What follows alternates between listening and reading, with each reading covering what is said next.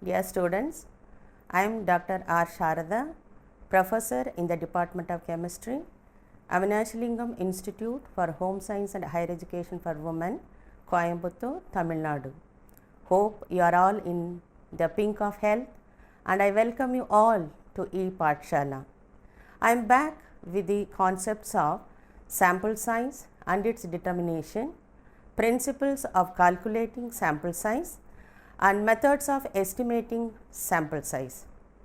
A good research study depends on a number of ingredients and sampling technique is one among them. In addition to the technique adopted by the researcher in selecting the sample for the research study, the sample size is often debated as a vital factor that makes the study meaningful. There is a notion that a large sample may make the study more robust, but there are counter arguments that large sample alone does not make the study effective, and so many other parameters of research should also be looked into. This chapter deals with the sample size considerations for various types of research designs, and before getting into the detailed descriptions on this, it is essential to review the sample selection concepts in the light of the vital factors which make the research better. These factors are as important as the sample size consideration too in a research. A good research study addresses the following key factors: clear objectives, research questions that can be effectively addressed, design of the study clearly linked to the objectives and research questions, sampling procedures, tools used in the study, clear definition and classifications of variables, data gathering procedures, hypothesis relevant for the study. The focus in the objectives has an impact on the sample selection too. In case the objective of the study is exploratory in nature, then selection of a large sample is inevitable, whereas the researcher working on a confirmatory research may work with a small sample too. The research questions of the study are linked to the hypothesis, and the divergent nature of the questions may also determine the sample requirement. The sample selection for the study depends on some of the factors mentioned, and therefore sample size should be viewed in conjunction with all vital parameters of research. The terms large sample and small sample are generally used in discussions on sample size, and one may ask whether the large or small can be quantified. In fact, quantification of these terms becomes difficult as they are research specific. For example, an experimental research may treat even 10 samples as large for a particular study, as working with every individual requires a lot of time and better controls as well. On the other hand, a researcher may consider even 50 samples as small if the research is aimed at finding out the opinions of students about objective type questions in examinations.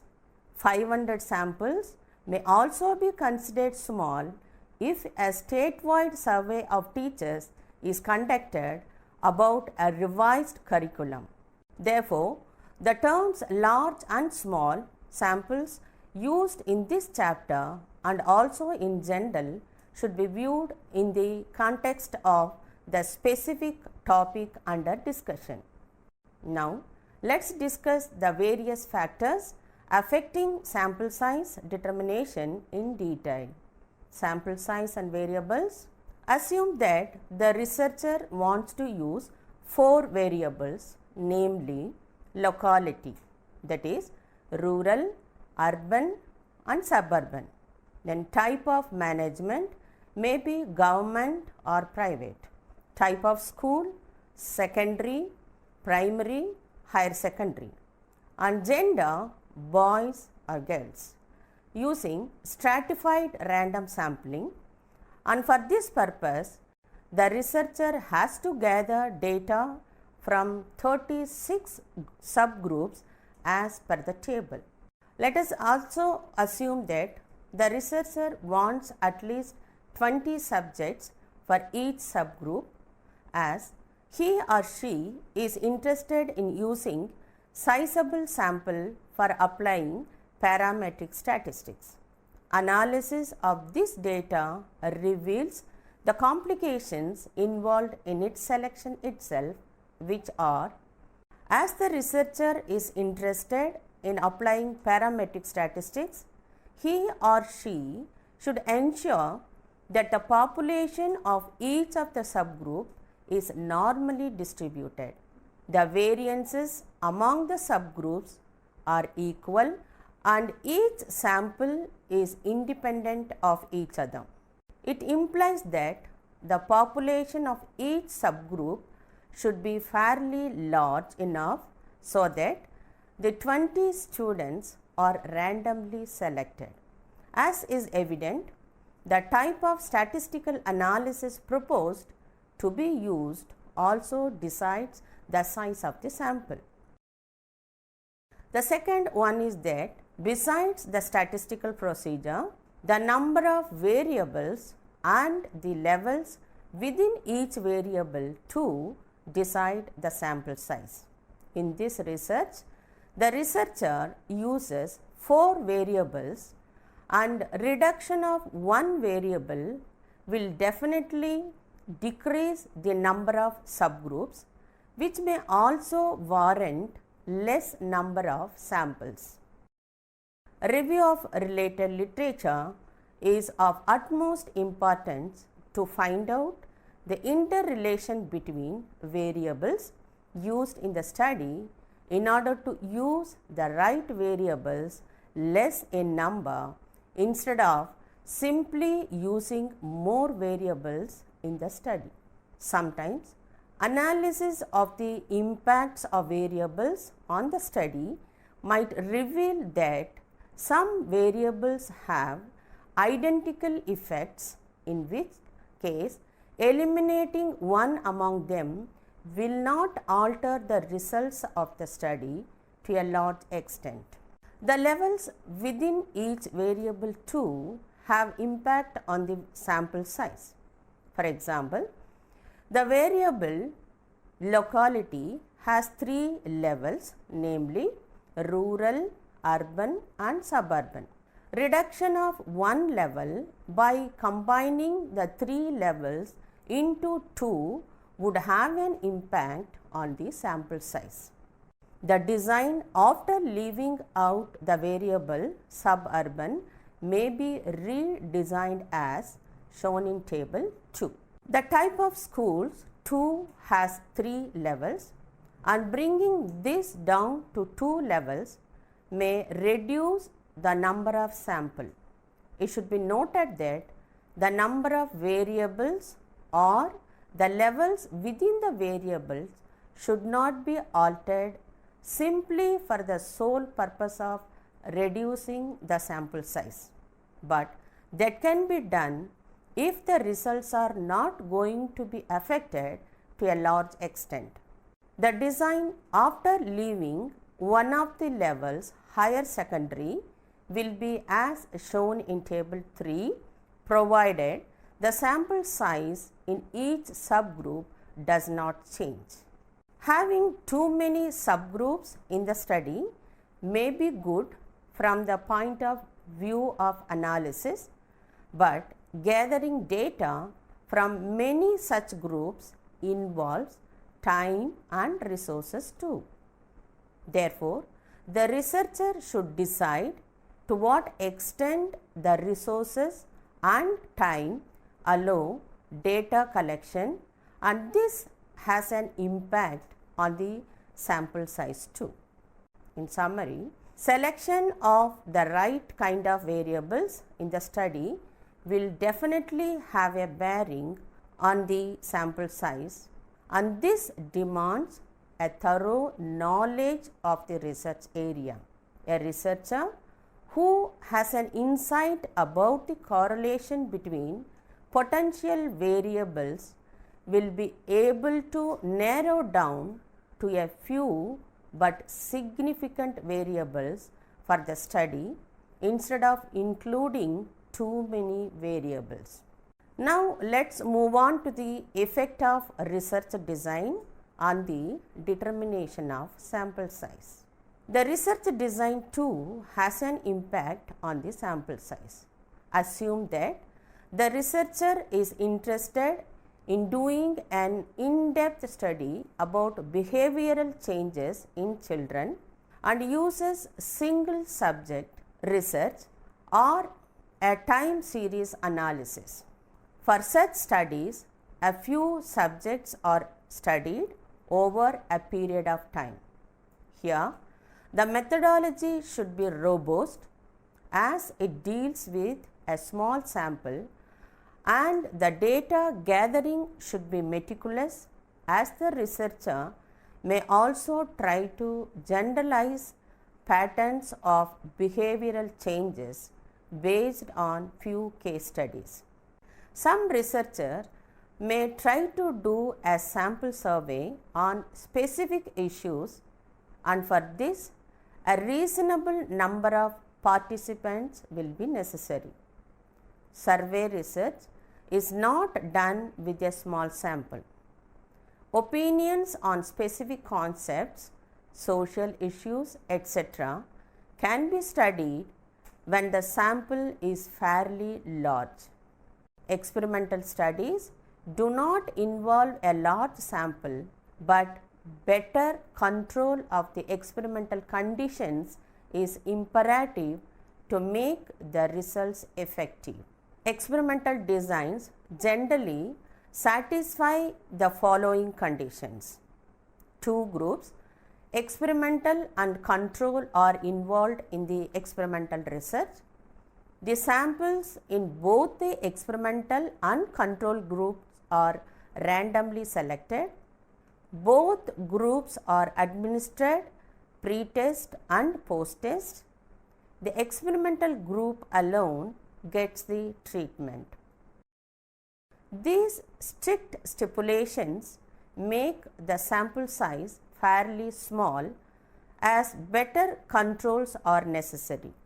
There are good experimental studies involving as low as 5 students which are reported in the literature, and therefore the researcher may work with less number of sampling units if the characteristics of the experimental design are satisfied. That's it with the research designs and its effect on sample size. We are now to consider sample size and the measurement tool of the study. The sample size of the research may be linked to the type of measurement tools used by the researcher too. For example, the interview method in a research may not involve a huge sample as it takes time and human resources. Some interviews may be conducted online, but in this method too, there is significant time and number of samples involved. In some other research, the investigator might use observation techniques to note the behavioral changes, and this type of research too may not involve a large sample. On the other hand, questionnaire, rating scale, inventories, etc., when used as measurement tools, may involve a large number of samples too. Some statistical analysis procedures which have implications on the size of the sample are analysis of variance, analysis of covariance, canonical correlation, and multiple regressions. So far, we have been listing down in detail the various factors that determine the size of the sample to a study. Now it's time to discuss the various principles that govern the calculation of sample size. Consequential research requires an understanding of the statistics that derive sample size decisions. Before you calculate a sample size, you need to determine a few things about the target population and the sample you need. The first one is the population size. First and foremost, a researcher needs to know how many subjects or units will fit into the demographic which forms the sample size. Margin of error, that is the confidence interval. There cannot be a sample of extreme accuracy or perfection. Hence, the researcher needs to decide how much error could be allowed for the sample mean to fall from the population mean. This is called the confidence interval. The common confidence interval is plus or minus 5. The confidence level is the level of confidence that denotes that the sample mean actually falls within the confidence intervals. The usual confidence levels are 90%, 95% and 99%. Standard of deviation refers to the variance we expect from the respondents. As it is before the survey, it's always safe to use 0.5 deviations, which is the most forgiving number and ensures that your sample will be large enough. With an idea on the various principles that administer the calculation of sample size, we now make it more informative with the idea of how to estimate a sample size. In order to calculate the sample size, it is required to have some idea of the results expected in a study. In general, the greater the variability in the outcome variable, the larger the sample size required to assess whether an observed effect is a true effect. On the other hand, the more effective a tested treatment is, the smaller the sample size needed to detect this positive or negative effect. Estimating the sample size for a trial requires 4 basic components. The first one, the type 1 error, that is alpha.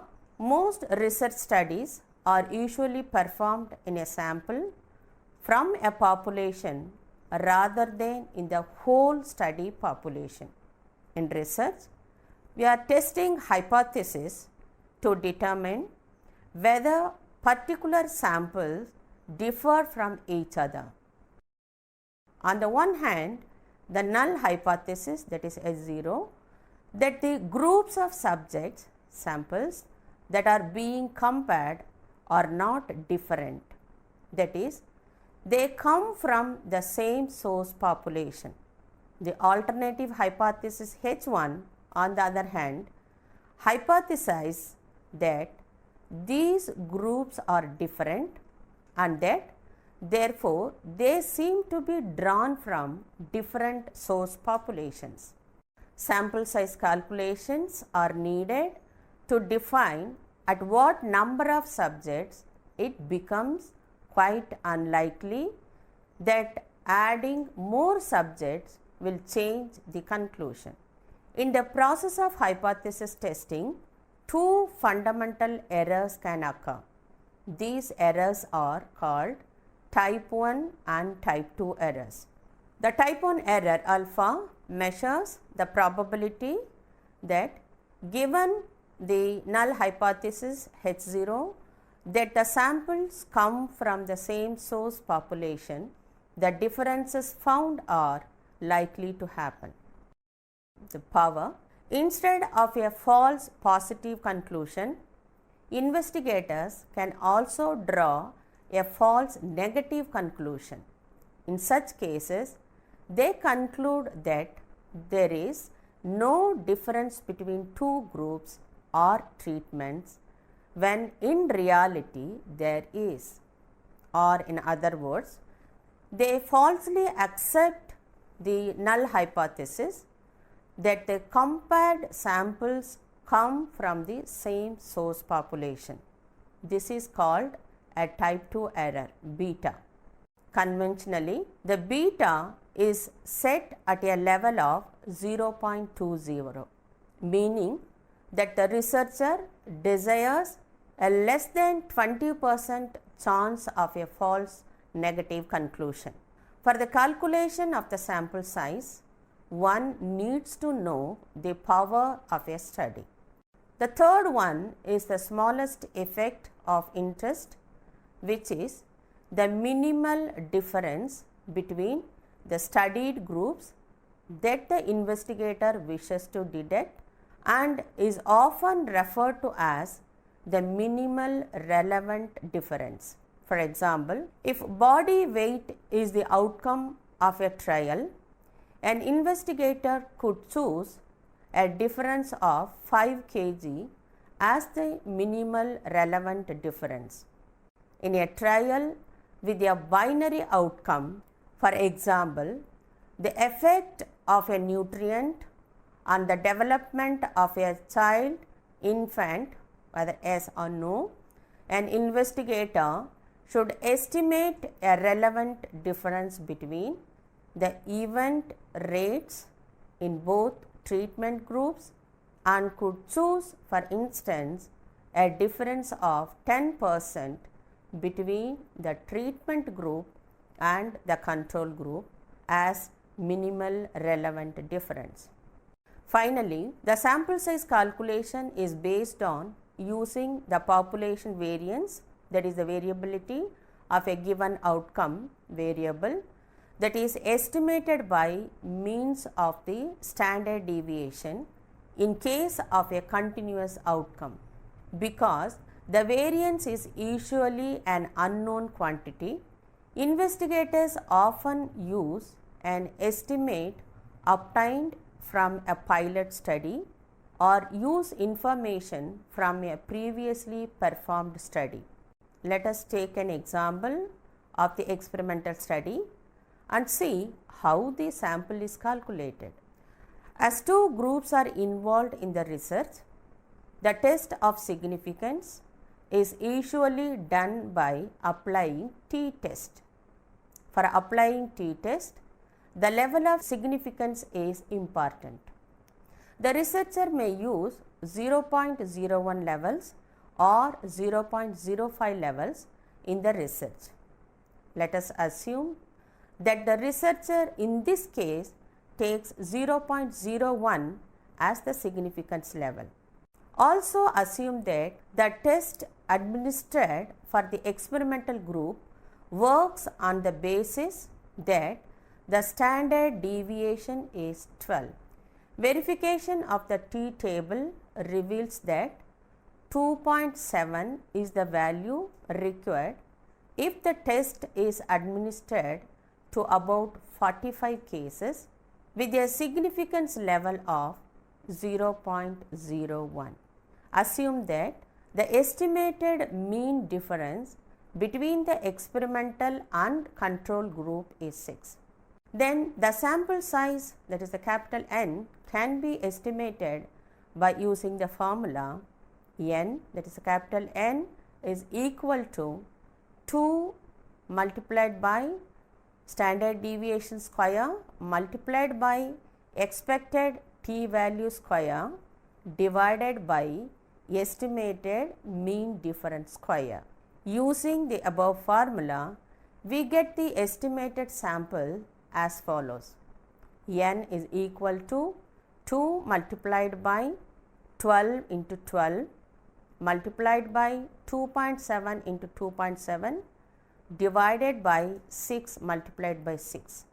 It comes around 53.84 or 54. This estimation works when the researcher takes full control of the independent, dependent and extraneous variables. Well, we have come to the end of this chapter. In this lesson, we have enumerated the importance of sample size in research, its determination, principle of calculating sample size and methods of estimating sample size. As you understand by now, the sample size for a research study depends on a number of parameters such as the nature of the research, objective, analysis technique, etc. All research studies may not warrant large sample, whereas adequate sample is inevitable when the researcher tries to make comparison between groups with the help of specific statistical procedures. In an experimental study, even small sample will work if control factors in the research are handled effectively. In applying parametric statistics, the researcher should ensure that the population of each of the subgroup is normally distributed, the variances among the subgroups are equal, and each sample is independent of each other, and these conditions determine the size of the sample. The confidence level used in a research also is a determining factor of sample size.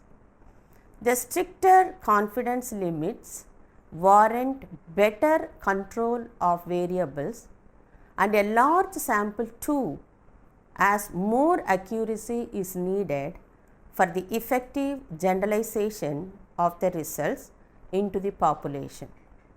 We have also discussed methods using formula in deciding the sample size, but the researcher should not rely only on this technique and also take into account factors such as design, tools used in the study, variables used, type of statistical procedures used, etc.